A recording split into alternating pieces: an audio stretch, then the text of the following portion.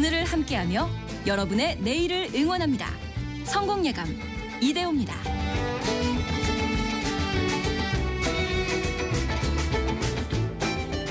성공예감 이대호입니다. 2부의 문을 열겠습니다. 2월 28일 금요일 오전 10시 5분이 됐고요. 경제상식 퀴즈 정답은 불완전 판매였습니다. 불완전 판매. 말이 좀 어렵죠? 그러니까 특히 금융상품을 금융사에서 판매를 할 때 그 장점뿐만 아니라 단점, 위험성까지 꼼꼼하게 다 설명을 해줘야 하는데 좋은 것만 부각시키고 안 좋은 거는 제대로 알려주지 않은, 특히 원금 손실 가능성을 제대로 알려주지 않고 판매를 하는 것, 불완전 판매라고 하죠. 이걸 그래서 여러분들을 좀 금융소비자 보호 측면에서 저희가 좀 알려드리는 거고요. 3717님, 증권사에서 판매하는 ELS에 가입했다가 큰 손실을 경험했습니다. 상품 내용을 꼼꼼하게 챙겨봐야 하는데 수익률만 생각하고 신중하지 못해서 후회가 많이 됩니다. 그렇죠. 항상 고수익을 쫓는 데는 고위험이 있을 수밖에 없는 거죠. 그리고 ELS 같은 경우는 항상 원금 손실 가능성이 있다라는 거고요. 뭐 설마 삼성전자가 마이너스 50% 가겠어요? 뭐 포스코가 마이너스 50% 가겠어요? 심지어 테슬라가 마이너스 50% 가겠습니까? 했는데 실제 그런 일이 벌어졌죠. 특히 예전에는 그런 일이 있었습니다. DLF, DLS 이런 그 파생결합증권 이런 경우였는데 한 은행원이 이렇게 얘기했다는 거예요. 설마 독일이 망하겠습니까? 라고. 독일 국채를 담고 있는 파생결합증권이었는데 근데 독일은 망하지 않았는데 독일 국채가 마이너스 금리로 간 적이 있거든요. 그러니까 그 계약서상에 써 있는 걸로 따지면 원금 손실 구간에 들어가 버리는 거예요. 은행원은 그렇게 믿었겠죠. 독일이 망할 일은 없다. 근데 독일 국채가 마이너스 금리로 간 순간 그런 일이 벌어졌다라는 겁니다. 그래서 뭐든지 100%는 없는 거고요. 원금 손실 가능성을 분명히 알려야죠. 2015님, 보험 설계사입니다. 저희는 불완전 판매를 하면 2달간 영업 정지를 받아요. 이렇게 보내주고요. 그렇죠. 그래서 더 꼼꼼하게 책임감 있게 해주셔야 하고요. 또 이렇게 정직하게 또 열심히 해주시는 분들도 계십니다. 김태군님께서는 얼마 전에 신용카드 발급받으면서 연회비 납부에 관한 사항을 안내받지 못했습니다. 해당 카드사 금융소비자보호부서에 연락해서 불완전 판매에 따른 연회비 환불 요청해서 환불받았습니다. 라고 이야기해 주셨네요. 오, 잘하셨습니다. 그래서 30일 이내에 그 청약을 철회할 수 있는 그런 것도 있고요. 또 각 금융회사 소비자 보호 부서에 연락하시는 것도 혹은 금융감독원에 연락을 하시는 것도 하나의 또 방법입니다. 5723님, 저는 19년차 보험 설계사로 일하고 있습니다. 상품이 아주 다양하게 나오다 보니까 보험에 대한 설명을 가끔 미흡하게 할 때가 있는 것 같습니다. 열심히 안내해 드리도록 노력하고 있습니다. 라고 보내주셨네요. 어이구, 화이팅 하십시오. 감사합니다. 오늘 증시 상황 한번 보겠습니다. 아까 일부 마지막 때 말씀드린 것처럼 오늘 코스피 코스닥 모두 2% 이상 밀리고 있습니다. 코스피는 2566까지 떨어져서 2600선을 내줬고요. 코스닥도 755까지 2.05% 빠지고 있습니다. 밤사이에 미국 나스닥이 2.78% 크게 떨어진 그 영향을 고스란히 받고 있고요. 하이닉스가 4%나 밀리면서 19만 1,000원까지 떨어졌고요. 삼성전자는 1.78% 밀린 55,300원을 가리키고 있습니다. 한화 에어로스페이스도 오늘은 5% 조정을 받고 있고요. 최근에 많이 올랐던 주식들도 오늘은 거의 다들 조정을 받고 있는 하루입니다. 삼성중공업도 4% 떨어지고 있고요. 코스닥 내에서도 시가총액 상위 5개 종목들이 모두 떨어지고 있습니다. 레인보우 로보틱스 시총 5위인데요. 9%나 떨어지고 있고요. 클래시스, 리노공업 등도 4% 하락을 하고 있습니다. 원달러 환율은 1,450원대로 또 올라왔습니다. 증시가 조금 흔들리니까 다시 원달러 환율은 좀 올라가는 흐름 보이고 있네요. 대외적으로는 러시아 우크라이나 전쟁을 비롯해서 좀 빨리 끝나고 안정을 찾아가야 하는데 글쎄요, 뭔가 좀 종전의 희망이 보이기는 하는데 갑자기 도널드 트럼프 미국 대통령이 우크라이나의 히토류 개발권 그 이익 절반을 다오 이렇게 또 이야기를 하고 있습니다. 과연 히토류가 뭐기에 이렇게까지 전쟁의 마지막까지 이거를 가늠할 수 있는 건지 뿌리 깊은 제조업 시간에 들여다보시죠. 숭실사이버대 환경안전공학과 교수이자 SF 소설가인 곽재식 작가입니다. 안녕하세요. 안녕하세요, 곽재식입니다.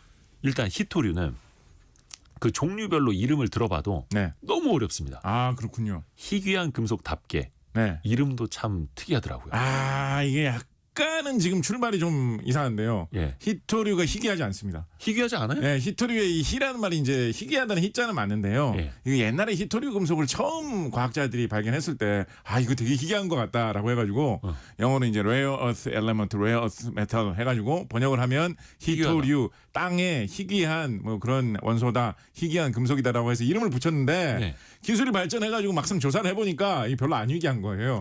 어디나 다 널려 있는 거예요, 이게 생각보다. 예, 그래서 히토류가 그렇게 희귀한 자원은 그렇게까지 희귀한 자원은 아닙니다. 반전이 있네요. 예, 만약에 히토류가 정말 진짜 이게 막 생명에 중요한 원소다라고 하면 뭐 어디서든지 이걸 캐낼 때는 많습니다. 근데 이게 문제가 뭐냐면 히토류가 총 현대에는 보통 한 17가지 정도 금속 원소를 묶어가지고 그걸 히토류라고 하거든요. 네. 이 17가지 금속이 다른 물질하고 다 결합해가지고 붙어있는 상태로 보통 돌 속에 흙 속에 들어있는 데다가 이 17개의 비슷한 성질을 가진 히토류 원소들 자기들끼리도 서로 다 잘 구분이 안 되기 때문에 자기들끼리 막 다 뒤섞여가지고 엉켜 있거든요. 네네네. 그래서 이거를 자원으로 개발을 하려면 일단은 세상에 여기저기 많이 널려 있기는 하지만 좀 많이 모여 있는 데를 일단 찾는 게 일단은 쉽지 않고요. 거기서 그거를 뽑아낸다라고 하더라도 다 섞여 있는 상태로 나오기 때문에 그걸 일일이 또 재련 작업을 거쳐가지고 순수한 금속으로 뽑아내줘야 되거든요. 그게 어렵다. 그 과정이 어려워가지고 아직도 히토류를 구하기가 쉽지는 않고 히토류 시세가 항상 오르락내리락 하는 것인데 사실은 자연적으로 보면 과학적으로 보면 히토류는 뭐 여기저기에 굉장히 사실은 좀 많이 있는 그런 금속입니다. 그 이유는 뒷부분에 좀 여쭤보겠고 그러면 히토류 종류가 뭔지 17종이라고 했는데 네네. 어떤 겁니까? 히토류 간단하게 히토류가 뭐냐라고 말씀드리면 란타넘이라는 금속이 있거든요. 란타넘이라는 금속하고 비슷한 거 17가지를 히토류라고 본다라고 하면 거의 대충 맞습니다. 거의 대부분 그렇습니다. 란타넘. 옛날에는 그냥 란타넘? 란탄이라고도 많이 불렀어요. 이게 이제 원소 기호로는 이제 LA라고 쓰는데요. 네. 그래서 이제 예전에 이거 좀 이상한 웃긴 이야기인데 예전에 그 랄라랜드라는 영화가 유행한 적이 있지 않습니까? 라라랜드. 예. 네, 그럼 이제 LA 랜드 이렇게 적혀 있잖아요. 네네. 처음에 그 제목만 보고 LA가 란타넘이라는 뜻이기 때문에 예. 뭔가 이 히토류에 관련된 영화인가? 이게 뭔가 히토류에서 어떤 약간 관련된 과학자적인 발상. 히토류 광산에서 어떤 사랑을 꽃피우는 뭐 이런 내용인가 착각했는데 네. 보니까 전혀 그런 내용은 아니더라고요. 그래서 란타넘이 이제 원소 기호 LA로 쓰는 옛날에는 그렇게까지 소중한 줄 모르던 금속이었습니다. 근데 이 란타넘하고 비슷한 이 총 17가지의 이 금속들 히토류 금속들이 첨단 기술 제품에 소량이지만 꼭 필요하다. 없으면 안 된다라고 해가지고 대략 한 20년 전부터 굉장히 좀 중요한 금속으로 부각되기 시작한 그런 원소들입니다. 제 기억이 나는 게 제가 이제 옛날에 대학원 다니던 시절에 네. 저는 이제 히토류 이야기를 언제 처음 들었냐면 대학원 다니는 시절에 제 지도 교수님께서 네. 어느 날 이 히토류라는 금속 원소에 대해서 그 성질을 이론적으로 계산해보는 그런 연구를 곽재식 학생이 한번 해보면 어떻겠느냐 제안을 주시는 거예요. 예. 그러면서 그 교수님이 히토류라는 게 이름은 히토류지만 흔하지 않다 어쩐다 이런 오늘 제가 해드린 이야기를 그때 저한테 해주셨거든요. 근데 이제 그때만 해도 히토류가 별 주목을 못 받던 시대라 가지고 뭐 금, 은 뭐 이런 것도 아니고 익숙한 것도 아니 이런 걸 연구하라고 하시나라고 하면서 그런 생각이 들어서 이제 도망 다니고 연구 잘 안 하고 딴 거 연구하려고 하고 막 이랬었는데 정말 왜 어릴 때는 이 어른들이 좋은 말씀을 해주셔도 그게 이렇게 귀에 잘 안 들어오는 걸까요?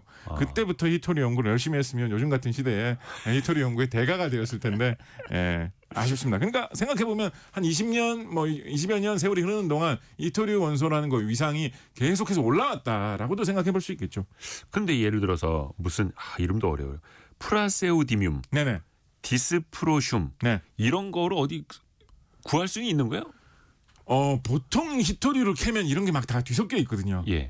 그래서 히토류 광산에서는 하나만 나오는 경우는 잘 없습니다.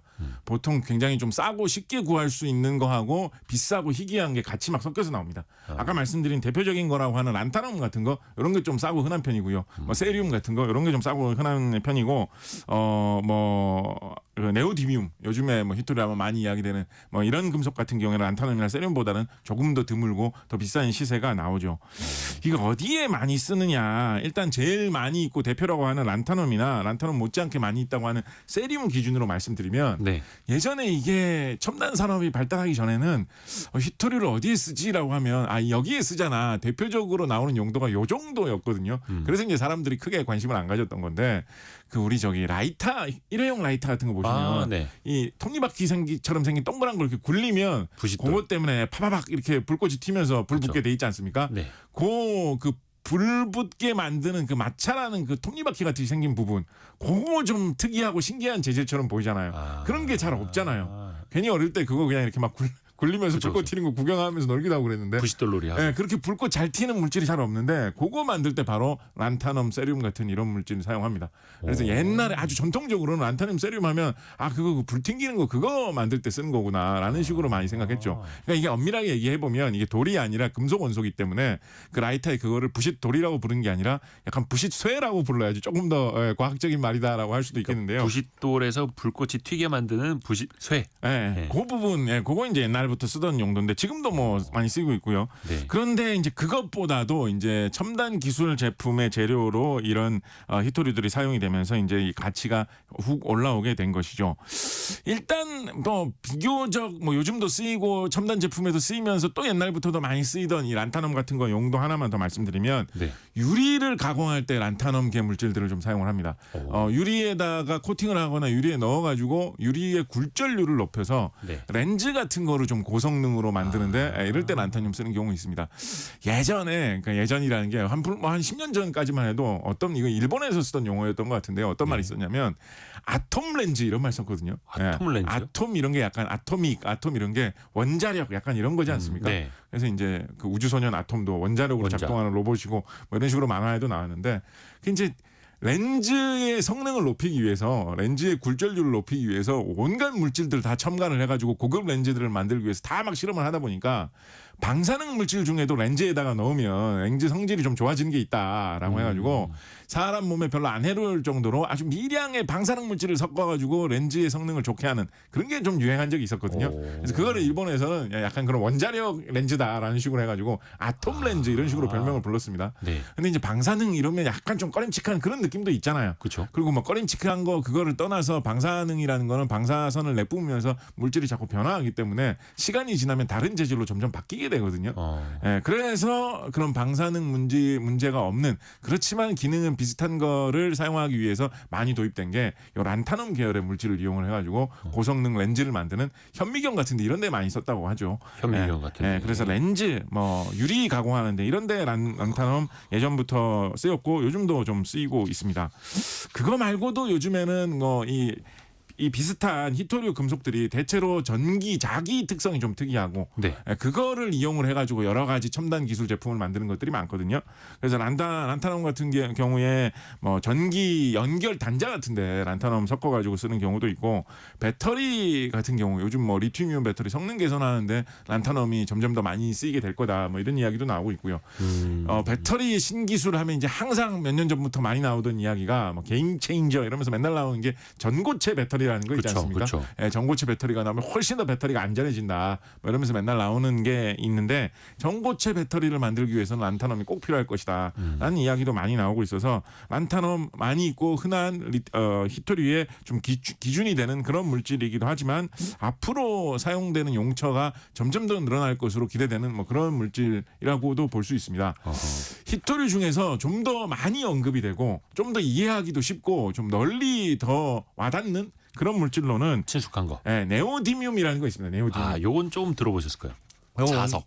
이거 원소 기호로 이제 ND라고 쓰는데요. 잘 보셨습니다. 이게 자석 용도로 ND. 많이 쓰죠.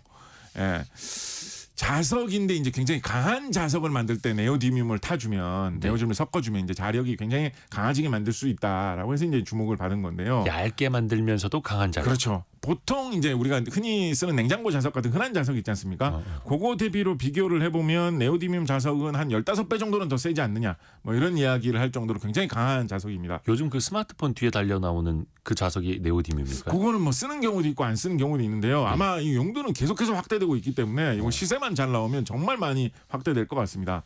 네오디뮴 자석도 이게 초창기에는 저는 어떤 데에서 본 기억이 나냐면 네. 그 지갑이나 가방 같은 데 붙어 있는 이런 똑딱이 단추 같은 거 있잖아요.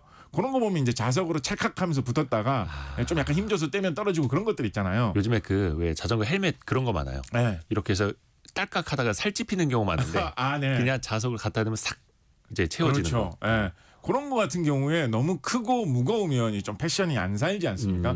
그래서 가볍고 작게 만드는 게 좋은데 그러면서도 너무 이 붙는 힘이 약하면 뭐 가방이 열린다든가 지갑이 열린다든가 그쵸, 하면 안 그쵸, 좋으니까 찰칵 강하게 달라붙어 있으면 좋거든요. 그렇죠. 그래서 뭐 그런데 네오디뮴 자석 같은 거 뭐 30년 전에는 좀 볼 수 있고 그랬었는데 요즘은 첨단 기술이 발달하면서 강한 자력이 필요한 별별 도구에 다 사용이 되고 있습니다.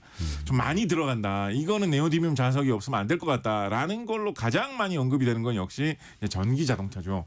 전기 모터라는 게 전기가 들어가는 전자석하고 이 자석이 밀어내는 힘을 이용을 해가지고 돌아가는 게 네. 이제 모터의 기본 원리이기 때문에 강한 자석이 있으면 있을수록 전기 모터는 가벼우면서도 더 세게 돌아갈 수가 있게 되거든요. 그러니까 전기 자동차가 힘이 있고 같은 양의 전기로 더 많이 갈수록 실용성이 있고 성능이 좋다라고 하니까 네오디뮴 같은 자석을 사용하면 더 성능이 좋은 그런 차를 개발할 수 있기 때문에 요즘 애지간한 전기차는 다 네오디뮴 자석을 어느 정도 사용하고 있다라고 많이 보시면 들어가겠네요. 되겠습니다. 모터도 크니까. 그렇습니다. 그래서 이제 전기차가 확대되면서 네오디뮴 자석, 히토류 이런 거에 대한 주목도가 확 높아진 거죠. 근데 어디에서 만약에 네오디뮴 그 수급이 불안정해진다. 이러면은 모터 만들기도 더 힘들어지는 그렇습니다. 거고. 그리고 그거하고 똑같은 원리인데 바로 그거를 뒤집어서 역으로 사용하는 제품이 뭐가 있냐면 예. 전기 모터는 전기를 가해주면 그게 이제 돌아가는 장치이지 않습니까? 네네. 힘을 내면서 돌아가는 장치이지 않습니까? 근데 거꾸로 실제로 전기 모터를 갖다 놓고 그걸 힘을 줘서 전기 모터를 외부에서 그냥 힘으로 잡아 돌리면 그 전선이 붙여야 되는 부분에 오히려 역으로 전기가 좀 생겨 나오거든요. 아하. 근데 이게 기본적인 발전기의 원리인데 터빈. 그래서 발전기를 만들 때도 강한 자석이 있으면 전기가 더 잘 생산이 되는 그런 특징이 있죠. 근데 이제 뭐 발전기는 크게 하나 뭐 원자력 발전소가 됐든 수력 발전소가 됐든 화력 발전소가 됐든 몇 군데 크게 이제 설치해 놓으면 되는데 그거 자석에 그렇게 수요가 많나라고 생각하던 게 한 1990년대까지의 생각이었는데 네. 요즘 들어서 이런 발전기가 작게 굉장히 많이 설치될 필요가 생긴 것이 뭐냐면 이 전기차가 유행하는 것의 원인이기도 했던 기후변화 문제 때문에 그렇죠. 요즘 풍력 발전소가 많이 생기고 있잖아요. 네. 풍력 발전소는 그 바람갭이 돌아가는 그 하나하나가 자체적인 하나의 발전기죠. 그렇죠. 그렇다 보니까 요즘 뭐 풍력 발전 단지, 뭐 해상 풍력 발전 단지 이런 데 보면 끝도 없이 풍력 발전기가 쫙 늘어서 있는데 그 안에 다 거대한 자석이 하나씩 쫙 들어가 줘야 되는 거거든요. 근데 이 자석이 성능이 좋으면 좋을수록 전기가 잘 생산되기 때문에 이 기후 변화 때문에 산업이 바뀌는 그것을 따라서 네오디뮴 자석의 수요가 늘어난다. 이렇게 보시면 되겠습니다. 실제로 그것 때문에 수요가 많이 늘어나고 있고요. 이렇게 네오디뮴 자석이 많이 생산돼 가지고 여기저기 많이 쓰이고 있다 보니까 요즘은 자석이 들어가는 이제 별의별 곳에 네오디뮴 자석이 다 많이 쓰이고 있는데요. 네. 뭐 좀 사소하게는 어떤 거 있냐면 그 스피커, 오디오 좋아하시는 분들은 이제 스피커에도 자석 달린 거 아시죠? 스피커에도 예. 이제 자석이 달려 있기 때문에 그걸로 이제 전기를 받으면 스피커의 그 표면을 진동. 떨게 해가지고 예. 진동을 만들어서 소리를 만들어내는 건데. 그 스피커 그 뒷면에 있죠. 네. 어릴 적에 그것도- 스피커 분해해갖고 그 자석 빼놓고 그렇죠. 했었는데. 그 자석 좀 세지 않습니까? 맞아요. 그죠? 그 자석도 세고 가볍고 작게 만들면 여러 가지 구조로 설계하기도 좋고 모양을 여러 가지로 만들기도 좋고 소리도 좀 특수하게 만들기도 좋기 때문에 스피커에도 네오디뮴 자석을 사용한다. 나아가서 요즘에는 이어폰에도 네오디뮴 자석을 써서 이어폰 만든다. 이런 기계 이런 것들 많이 나오고 더 있습니다. 작고 얇게 만들어야 되니까. 그렇습니다.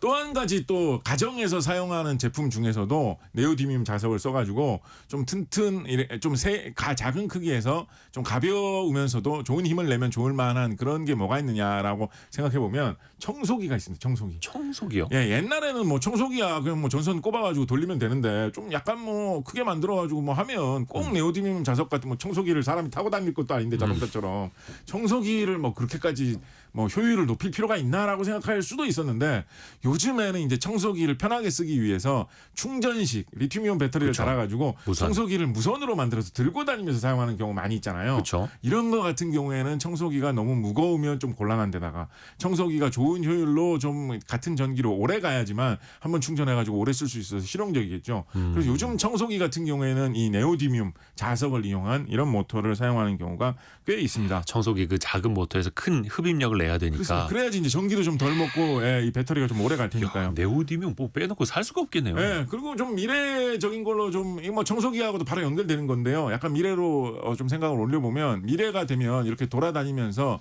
큰 힘을 가진 모터를 잘 사용해야 될 만한 제품으로 우리가 상상을 해볼 수 있는 게 로봇이 있죠. 네. 예, 로봇이 충전을 한 다음에 돌아다니면서 오래 활동을 할 수 있어야 좀 쓰기 편하지 않겠습니까? 그렇죠. 그러니까 로봇도 같은 힘을 같은 전기로 좀 많이 내려면 네오디뮴 자석을 많이 사용해야 되지 않겠느냐라는 이야기가 나오고 있고요.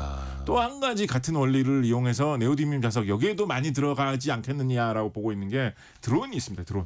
드론도 전기 모터를 이용해 가지고 이제 돌리면서 날아다니지 그렇죠. 않습니까? 그 날개 하나하나 다. 예. 그런데 이제 뭐 요즘 뭐 우크라이나 전쟁도 아까 말씀해 주셨습니다만 뭐 전쟁터에서도 드론을 활발히 사용하고 이런 시대가 되어 있고 앞으로는 뭐 드론 택시로 만들어서 사람이 타고 다닌다 이런 이야기도 나오고 있을 정도니까 이 드론의 이 날개를 돌리는 로터라고 하죠. 그 프로펠러처럼 생긴 그거를 돌리는 고 전기 모터 용도로 네오디뮴이 사용이 되면 더 성능이 좋아질 거다라고 해서 수요가 계속 늘어나는 그런 추세에 있지 않느냐라는 이야기가 나오고 있습니다. 와, 진짜 중요한 거네요. 네, 요거 네오디뮴이. 하나만 좀 말씀드리면 예. 그 자석 관련해서 네오디뮴 나올 때 영구 자석을 만든다라는 예. 뭐 이런 이야기 나오는데요. 영구 자석이 뭐 연구 없다 그 연구 아니고요. 예, 그거 아니고요. 잠깐 떠올렸습니다. 예, 예. 그 영구라는 말은 이제 영원히 계속된다라는 영구적이다라는 뜻의 그 뜻이거든요. 근데 반대로 생각해 보면 그냥 자석은 영구적이지 않다라는 거예요. 그러니까 보통 우리가 그냥 자석이라 하는 게 대체로 영구 자석인 경우가 많은데요. 네. 이제 뭐 전자석이라든가 일시적으로 자석이 되는 그런 경우에는 뭐 전기를 가하거나 조건이 맞았을 때만 자석이 되는 것들이 있는데 이 네오디뮴을 이용해서 만드는 자석은 영구 자석 형태로 사용을 하기 때문에 뭐 영구 자석 뭐 공급망을 개발해야 된다. 영구 자석 만드는 공장이 어디 생긴다. 그 네오디뮴 수요가 그래서 늘어날 것 같다. 뭐 이런 이야기들이 요즘 뉴스에서 종종 많이 나오는 것이죠. 산업에도 필수적이고 거의 뭐 하루 종일 예를 들어서 네오디뮴 없이 하루 살아가기 이거 안 되겠네요. 그 네오디뮴 말 나온 김에 좀 특이한 거 하나만 말씀드리면 우리 예. 지난 시간에 레이저 할 때 한번 말씀드렸는데요. 예. 레이저 종류 중에 흔히 이제 업계에서 ND 야그 레이저라고 하는 게 있거든요. 그래서 이 야그라는 게 YAG 약자 딴 건데 이트리움 알루미늄 가넷이라는 그 물질 이름을 딴 이름입니다. 그래서 그 다음에 앞에 있는 ND 야그라고 할 때 ND라는 거는 네오디뮴이라는 뜻이고요. 그래서 네오디뮴하고 이트리움 알루미늄 가넷으로 만드는 레이저를 ND 야그 레이저라고 업계에서는 이야기를 하는데요. 네. 여기 이트리움도 뭐 히토리움 원소고요. 네오디뮴도 아까부터 계속 이야기하고 있는 히토리움 원소죠. 요거 피부과 같은 데서 보시면 뭐 이런 피부 치료하는 레이저로 우리 병원에서 ND 야그 레이저를 도입했습니다. 뭐 이런 거 많이 적혀 있거든요. ND YAG 레이저 도입했습니다. 이런 거 많이 적혀 있거든요. 그리고 뭐 최근에는 뭐 흉터 제거하면서 어비움 야그 레이저를 도입했습니다. 뭐 이런 이야기도 나올 때 있는데 어비움도 히토리 원소거든요. 그래서 병원에서 사용하는 레이저 만들 때도 히토리 원소들이 왕왕 쓰이고 있기 때문에 히토리가 사용되는 용도가 점점 더 여러 가지로 늘어나고 있습니다. 그러네요. 근데 우리가 가끔 이제 뉴스를 들어보면 미국이 중국을 어떤 무역이나 첨단 기술 쪽에서 제재를 할 때 그 반격의 수단으로 중국이 이제 히토류를 들고 나오지 않습니까? 그렇죠. 그러니까 몇 종 어디 뭐 수출을 이제 중지시킨다, 아마 금지한다 이런 식으로 히토류가 정말 중국에 쏠려 있는 겁니까? 거기에만 많은 거예요? 근데 히토리가 중국에 그렇게까지 많이 쏠려 있지는 않아요. 사실은. 사실은 예를 들어서 뭐 베트남이라든가 호주라든가 이런 데도 히토류들이 꽤 많이 있거든요. 네. 아까 처음에 말씀드렸듯이 히토류라는 게 여기저기에 꽤나 있는 그런 물질입니다. 예. 그런데 중국이 실제로 히토류를 세계에 공급하는 양은 뭐 많을 때는 70% 이상. 세계 히토류를 거의 뭐 독점하고 있다. 히토류를 중국에서 그거 다 갖다 댄다라고 할 정도로 그러니까 매장량보다는 생산량이 많다. 그렇습니다. 예, 뭐 매장량도 중국이 뭐 많은 편이고요. 중국이 땅이 땅도 넓고 넓으니까. 하니까 예, 중국에도 많은 편인데 예를 들면 뭐 러시아 같은 데도 히토류가 매장은 많이 돼 있거든요. 근데 중국이 압도적으로 생산량이 많은 게 좀 이유가 좀 오묘합니다. 생각을 해보면. 네. 일단은 이게 역사적인 이유가 있습니다. 중국이 처음에 이 개방을 해가지고 산업을 처음 개발할 때 초창기에 산업을 개발하면 이 기술력이나 이런 게 좀 부족하다 보니까 아무래도 자원 있는 거를 캐다 파는 사업을 많이 하게 되잖아요. 그래서 그때부터 그러니까 처음에 진작에 경제 개발할 때부터 우리는 히토리 장사를 해보자라고 해가지고 네. 좀 약간 원조 맛집 비슷하게 오래전부터 히토리를 팔아오던 그런 게 일단 있습니다. 아하. 그러다 보니까 기술력이 많이 쌓이고 이게 뭐 많은 그런 인력이 확보돼 있고 이런 게 있죠. 아까 말씀드렸듯이 히토류 같은 경우에는 이거를 양도 양이지만 분리해내는 기술이 굉장히 중요한데 중국에 이 수십 년 동안 히토류를 해오면서 이 히토류를 분리하는 기술이 세계 어느 나라 이상으로 잘 개발이 되어 있거든요.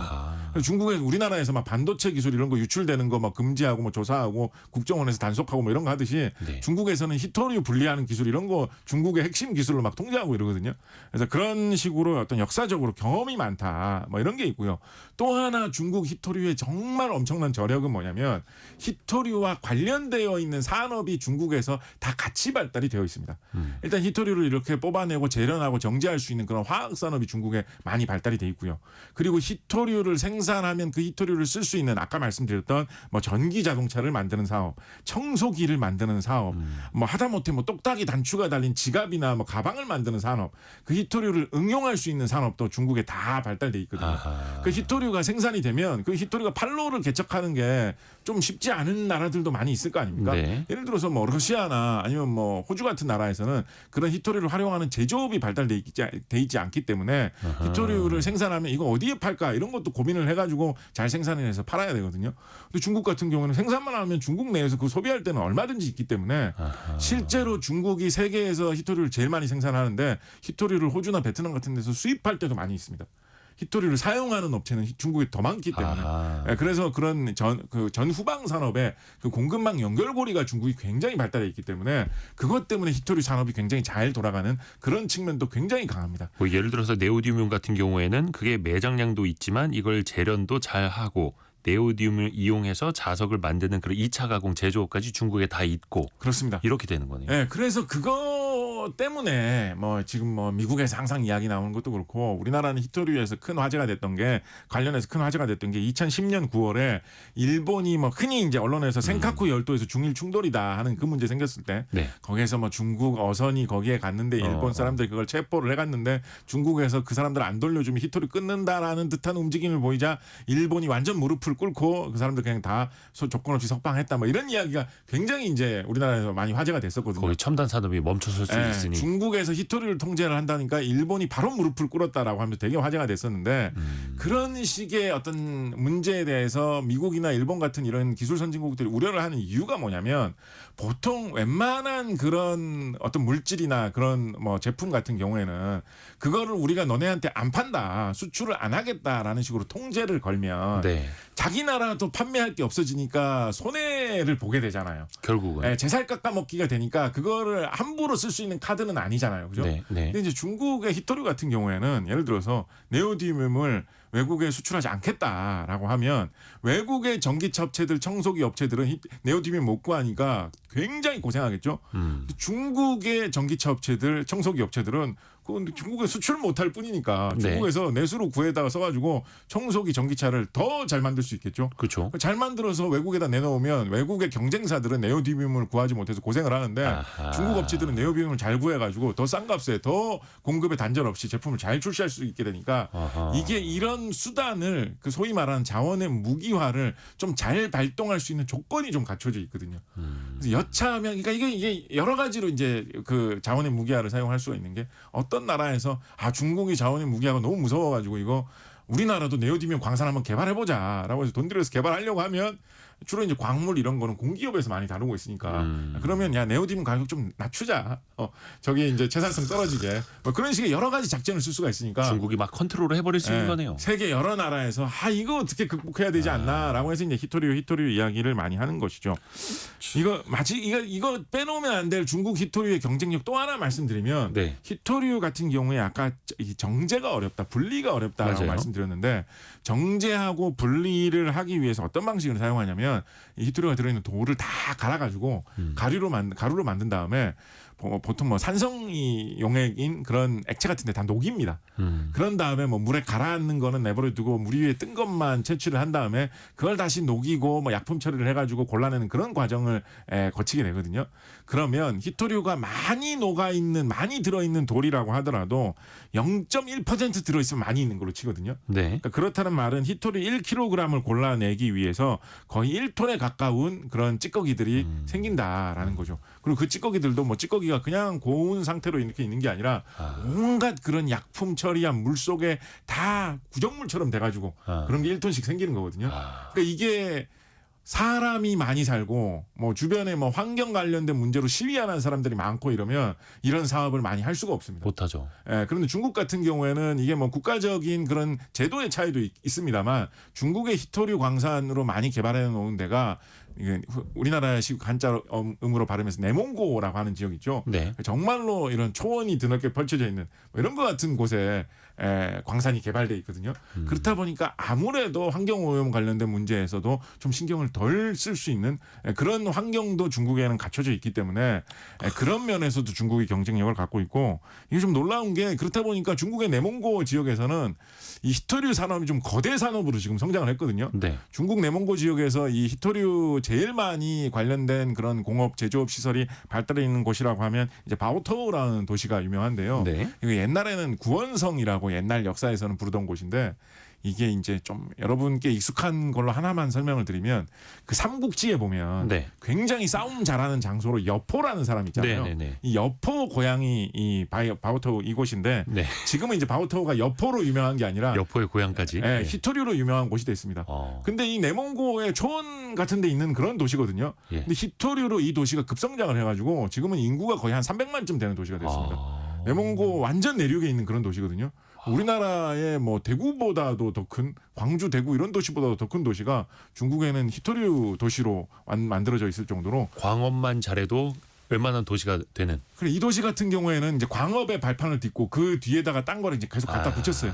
네오디뮴을 이용한 부품 만드는 공장. 가공. 뭐 풍력 발전기 부품을 우리 이 바오토우에서 만들겠다 이런 식으로 계속 산업을 성장시켜가지고 대도시를 그렇게 건설했을 정도로 광업에서 제조업까지. 중국이 히토류로 굉장히 좀 이렇게 성장을 많이 한 그런 나라이기도 하죠. 뭔가 이용을 정치적으로도 잘하고 기술적으로도 산업적으로도 잘하고 있는 거네요. 그렇습니다. 중국 입장에서 보면. 네. 근데 그게 또 국제적으로 보면 또 하나의 무기가 되는 거고. 그렇습니다. 아찔하기도 합니다. 또 그 우크라이나 이야기를 앞에서 잠깐 했는데 우크라이나 어떻게 보면 이제 종전의 대가라고 불러야 될지는 모르겠습니다만 트럼프 대통령이 그 히토류 채굴권 내놔라. 그걸 네. 뭐 절반 갖자. 네. 이렇게 이야기를 하고 있거든요. 네. 정말 거기 뭔가 많습니까 우크라이나에? 이게 사실은 모르겠습니다. 이게 좀 우크라이나 정세에 더 밝으신 분들이 말씀하시면 더 좀 새로운 이야기를 해주실지도 모르겠는데요. 저처럼 이제 히토류 국내 제조업 이런 거에만 좀 관심이 많던 사람 입장에서는 약간은 좀 어리둥절한 이야기였습니다. 그래요? 왜냐하면 우크라이나의 주요 수출품이라고 하면 사실은 밀, 옥수수 이런 곡물이 곡물. 세계 시장을 뒤흔드는 우크라이나의 주요 수출품이고 그 우크라이나가 세계의 밀밭이라고 할 정도였습니다. 그 다음으로 유명한 거는 뭐 철강 제품이라든가 네. 아니면 비행기, 항공산업 이런 게 이제 우크라이나에서 세계적으로 경쟁력을 가진 산업이다라고 하는 거였거든요. 광물도 뭐 우크라이나에서 많이 안 나는 거는 아닌데 우크라이나의 대표 광물이라고 하면 보통은 흑연이라든가 우라늄이라든가 그래서 우라늄 우크라이나에 그래서 이제 체르노빌 뭐 그런 네. 유명한 원자력 발전소 단지도 이제 우크라이나 쪽에 있는 거죠. 철광산에 발달해 있으니까 이런 게 이제 우크라이나의 주요 광물이었지. 사실은 히토류는 우크라이나의 그런 주력이라고 하기는 좀 생각할 수 없는 그런 광물이었습니다. 물론 있기는 있고 우크라이나에서 개발 가치가 있다라는 이야기도 있었기 때문에 아예 뭐 밑도 끝도 없는 이야기는 아닙니다만 우크라이나에 있는 우라늄을 뭐 가져가겠다 혹은 뭐 우크라이나에 있는 밀을 가져가겠다 옥수수를 가져가겠다라고 하면 누구나 딱 우크라이나에서 많이 나는 걸 가져가겠다고 하네라고 생각할 수 있는데 왜 하필 히토류를 이야기를 할까라고 하면 사실은 좀 이상한 느낌도 있거든요. 그래서 이제 이거를 뭐 쉽게 해석을 하면 네. 이제 트럼프 대통령의 어떤 성향이나 이런 방향성을 생각을 해봤을 때 뭔가 무슨 일을 벌인다고 하더라도 일단은 세계 시장에서 미국의 안보 중국을 어떻게 견제할 거냐 이런 그렇죠. 거 중심으로 다 이야기를 하다 보니까 뭘 자원을 가져온다면 일단은 중국을 견제할 수 있는 히토리를 어디서든지 가져와야 되겠다. 아하, 더 확보를. 라는 생각에서 뭐 여러 가지 광물이 있겠습니다만 일단 먼저 히토리부터 일단 말을 하고 보자라는 뜻에서 히토리를 들먹였다라는 생각도 해볼 수 있을 것이고요. 안보 측면에서도 뭔가 좀 조달처를 다변화해 놔야 그렇죠. 되니까. 예, 그거 뭐 그 전부터 뭐 호주라든가 뭐 이런 곳 통해서 항상 이제 나오고 있는 이야기였는데 뭐 호주에서 히토리를 많이 가져오면 중국을 견제할 수 있어서 미국의 안보가 튼튼해진다 이런 이야기는 항상 할 수 있었으니까 히토리는 안보하고 관련이 깊더라라는 생각에서 우크라이나 이야기를 하면서도 일단 히토리부터 던지자라고 뭐 생각할 수 있을 것 같고요.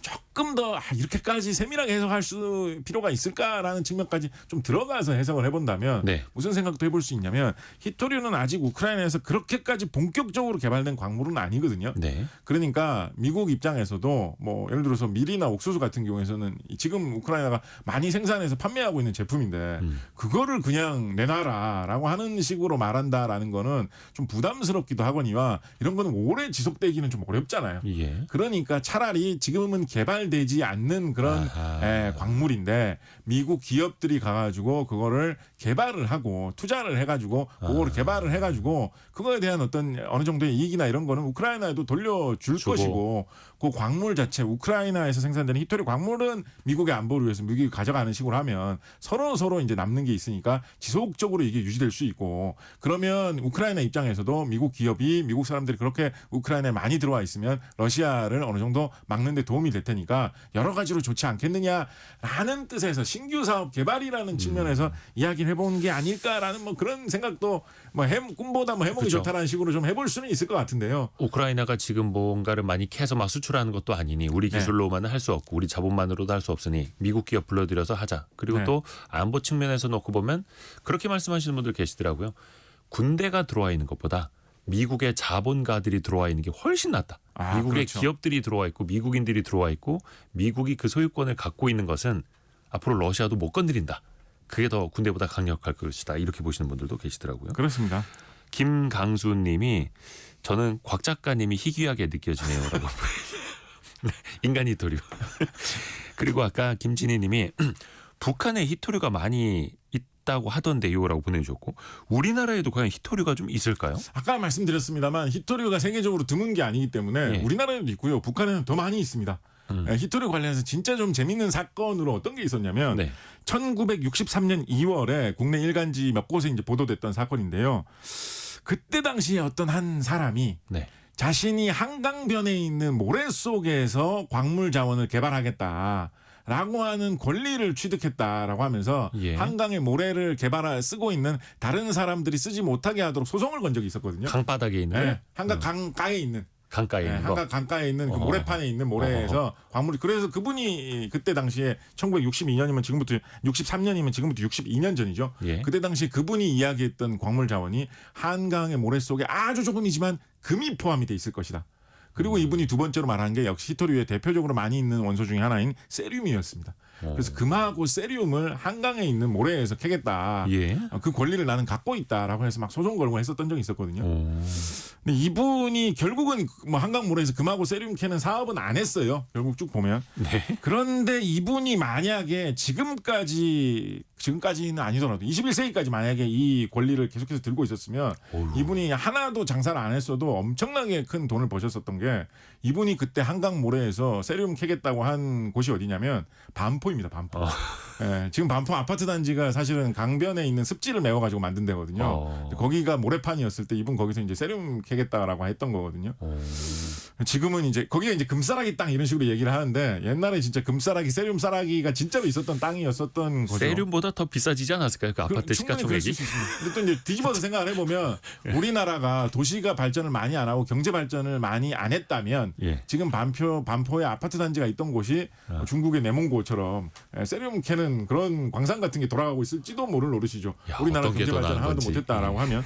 그래서 그 정도로 사실은 뭐 히토류 국내에도 뭐 있는 금속입니다.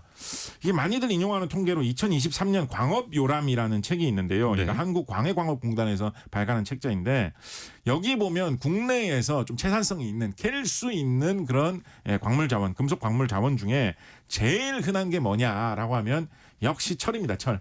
철을 4,435만 톤까지 남한 지역에서 캘 수 있을 것 같다라고 이제 발표를 했거든요. 철이 1위고 3위로 나온 게 뭐냐면 한때는 우리나라 금속 자원의 대표였던 텅스텐입니다. 옛날엔 중석이라고 불렀죠. 융석. 예, 중석. 아, 중석. 예, 중석이라고 불렀죠. 그래서 뭐 상동광산, 상동중석광산에 있는 그 공기업에 취직을 하면 정말 좋은 회사에 취직한 거다.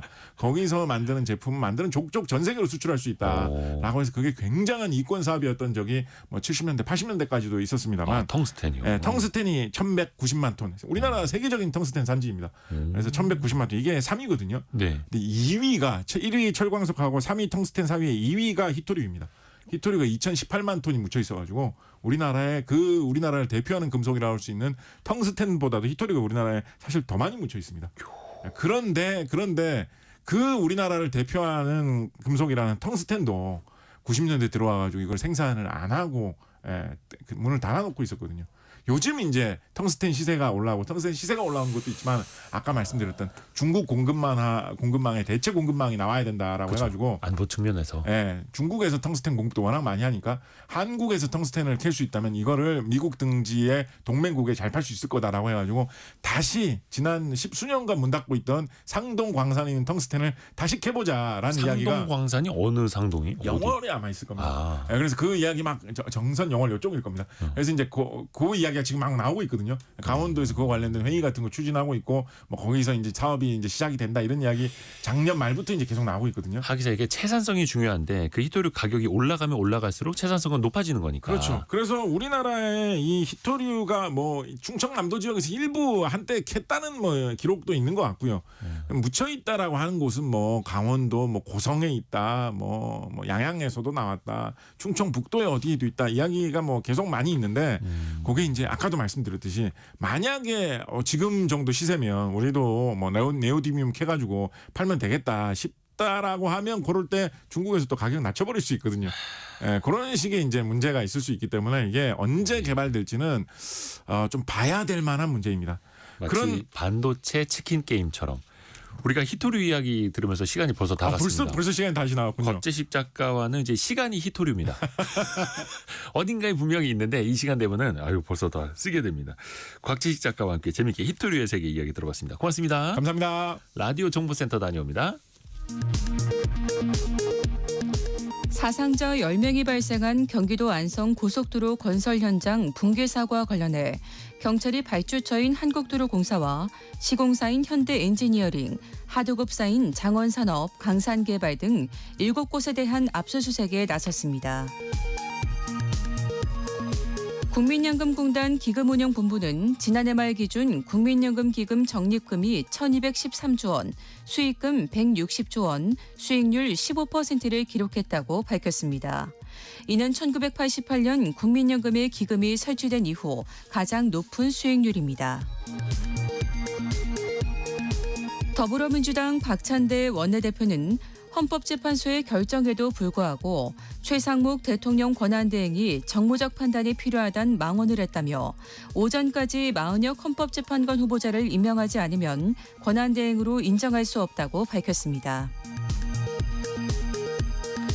국민의힘 권성동 원내대표는 중앙선거관리위원회에 대한 견제와 감시를 강화하기 위해 사무총장에 대한 국회 인사청문회와 한시적 국정조사를 도입하겠다고 밝혔습니다. 지금까지 라디오 정보센터 뉴스 정원나였습니다. 성공예감 이대호입니다. 우리 청취자분들의 질문이 콘텐츠가 되는 시간 애프터 서비스 코너입니다. 곽지연 리포터 안녕하세요. 네, 안녕하세요. 청취자분들의 질문 들어볼까요? 네, 김진세님. 옆집 창고에서 화재가 나서 저희 집 창고에 피해를 입었습니다. 아이고. 그런데 불을 낸 집은 화재보험에 가입하지 않았다는데 이럴 때는 어떻게 보상을 받나요? 정말 난감하시겠습니다. 네. 과연 어떻게 하면 좋을지 법무법인 정윤 안영진 변호사의 설명 들어보시죠. 가해자 측이 화재보험에 가입하지 않으면 이제 화재보험금 수령 자체를 할 수가 없기 때문에 이런 경우는 이제 개인끼리 배상을 하는 경우가 많습니다. 근데 이제 화재로 인한 피해액이 어마어마하고 피해액 산정이 되게 어렵기 때문에 대부분 피해를 입은 집은 개인이 화재 원인이나 뭐 피해액을 조사할 수가 없어서 관할 소방서에 문의를 해서 소송을 건 다음에 사실조회를 통해서 화재 조사 보고서를 입수하고 그 외에 이제 뭐 감정인을 통해서 화재로 인해서 얼마를 피해를 입었는지 감정을 하고 그렇게 이제 소송을 진행하는 경우가 많습니다. 그러니까 사실 이 화재보험에 가입하지 않았다면요 보상받기는 어렵습니다. 그러니까 이 정부 재난 지원금도 제한적이기 때문에 결론은 좀 옆집하고 잘 합의해서 좀 합의를 좀 잘 해보시는 게 좋을 것 같아요. 사실 화재 보험이 그렇게 많이 비싸진 않거든요. 몇천 원대도 있고 뭐 10,000원 안팎으로도 가입이 가능한 것들이 있는데. 네. 다음 질문은요. 네, 8565번님은 개발 제한 구역 그린벨트 이 용어는 언제부터 사용이 됐나요? 이게 1970년대 초부터 사용되기 시작했다고 하네요. 네. 개발을 제한하는 구역이 필요하다. 도심지가 너무 계속해서 팽창해 나가면 안 된다라고 해서 일종의 녹지대라는 걸 만들어 놓은 거죠. 그때부터 1970년대 초부터 서울시 도시계획위원회 문서에서부터 녹지대라는 용어가 등장을 했다 하고요. 네. 실질적으로 개발 제한 구역을 의미하기도 합니다. 네. 다음은 5391번님 그린벨트로 재산권 침해는 없나요? 당연히 침해가 있죠. 네. 아무래도 그 개발 제한 구역 내에서는 재산상의 권리를 마음대로 행사할 수가 없게 되어 있는데요. 대표적으로 주택을 신축할 수가 없죠. 금지가 되어 있고 또 일부 건축물의 경우에만 허가를 받아서 신축할 수 있다라고 하고요. 그래서 여러 주민들이 그 지자체나 정부를 상대로 소송을 걸었던 계기도 있습니다. 또 2019년에는 정부가 그래서 약 700여억 원을 이 그린벨트 내에 있는 주민들 어떤 보상이나 지원 사업에 투입을 하기도 했었죠. 네. 자, 다음은 4911번님은요. 학창 시절에 사회시험 문제로 그린벨트 많이 나왔습니다. 그쵸. 맞아요. 그런데 블루벨트는 뭔가요? 라고 보내셨는데요. 그러니까 블루벨트는 그린벨트와 비슷한 개념이에요. 환경보호 정책 중에 하나로 해양자원 보호하고요. 또 해수 오염 방지하기 위해서 설정한 해양 오염 제한 구역입니다. 아마 이 청정 수역, 청정 해역 이런 말 들어보셨을 거예요. 그 말이 바로 블루벨트입니다. 땅은 그린벨트, 바다는 블루벨트. 네. 다음 질문은요. 류진연님, 애플이 사용자 도청에 이용됐다 이런 뉴스 들었는데요. 우리나라에서는 문제가 없나요? 애플의 그 아이폰에 있는 시리라고 하는 이제 음성 인식 기능인 거죠. 이게 미국의 이야기인데요. 애플에 탑재된 그 음성 비서 시리가 사용자의 사적 대화를 엿들었다라는 집단 소송이 제기가 된 적이 있습니다. 네. 그래서 요거 올해 초에 기사가 나왔는데 약 9,500만 달러, 우리나라 돈으로 1,400억 원을 주면서 합의를 했다라는 겁니다. 그러니까 이게 합의를 했다라는 건 불법성을 끝까지 판별하지 않았다라는 거거든요. 그래서 이게 불법이었다 아니다라고 이야기하기는 좀 모호합니다만 일단 그래서 큰 돈을 주고 애플이 합의를 했다라는 게 있고요. 여기에 국내에서도 이런 일이 있었는지는 국내 개인정보보호위원회도 사실관계 확인에 나섰다고 합니다. 네, 곽지연 리포터 고맙습니다. 고맙습니다. 내일은 토요일 별책 부록이 방송되는 날입니다. 이 변동성이 심한 자본시장에서 돈의 흐름은 어디로 가는지 그리고 투자의 눈, 투자의 길은 어떻게 밝혀야 하는지 이 투자의 눈, 투자의 길이라는 책을 김한진 이코노미스트와 함께 읽어봅니다. 일라디오 또 유튜브를 통해서도 함께 하시죠. 한 주 마무리 건강하게 잘 하시길 바라겠습니다. 성공예감은 오늘도 여러분을 응원합니다.